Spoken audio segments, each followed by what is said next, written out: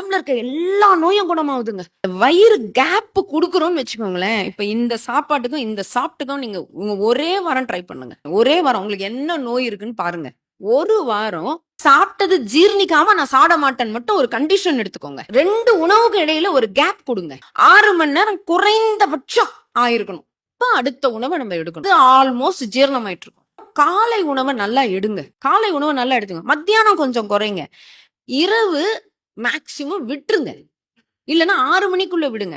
6 மணிக்குள்ள ஒரு பழமோ, இல்ல ரொம்ப மிதமான உணவுகள சாப்பிடுங்க. 6 மணிக்கு மேல நீங்க எடுக்க மாட்டோம். 1 வாரம் ட்ரை பண்ணுங்க. நான் சொல்றது 1 வாரம் ட்ரை பண்ணுங்க. 6 மணிக்கு, 6:30க்கு 7 கூட வச்சுக்கோங்க. சில பேர் நீங்க வேலையிலேருந்து வரலாம். இல்ல 8, 6 ரொம்ப நல்லது. 8க்கு மேல நான் எடுக்க மாட்டேன். ஒரே வாரம் ட்ரை பண்ணுங்க. எல்லாமே சரியாகும். ஃபர்ஸ்ட் ஃபுட்டு தான் சொல்லுவாங்க. பசியோட இருந்து உடம்பு சரியில்லாம நோய்வாய்ப்பட்டவனை விட நல்லா தின்னு சத்தவன் தான் அதிகம்ட்டாங்க.